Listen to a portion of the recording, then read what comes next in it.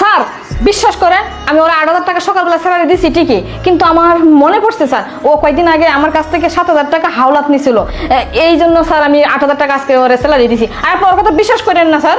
Madam আপনি এটা কি কইতেছেন? আমি কয়েকদিন আগে আপনার কাছে গেছিলাম অ্যাডভান্স নেওয়ার জন্য 7,000 টাকা। আপনি কইছেন তোর মাত্র 8,000 টাকা স্যালারি, তুই আবার অ্যাডভান্স নিতে আইছস? তোর কোনো অ্যাডভান্স হইব না, যা যা। আপনি আমার দূর দূর করে তাড়ায় দিছেন, আর আজকে কইতেছেন আপনার কাছে আমি অ্যাডভান্স দিছি। ম্যাডাম আপনি মিছা কথা কইেন না, আপনারও একদিন মরতে হইব।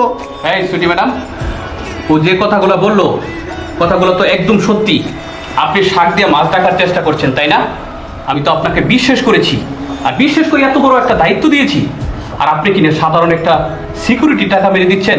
আপনার নামে আজকের দিনের ভিতরে আমার 5টা কমপ্লেন আসছে। আমি তো ভেবেছিলাম আপনার সাথে কথা বলবো, কিন্তু এখন তো হাতে নাতে ধরে ফেলেছি। এখন কি করবেন আপনি? ভেবে দেখেন, সত্যিটা বলবেন নাকি আমি আপনাকে পুলিশে দিয়ে দিব।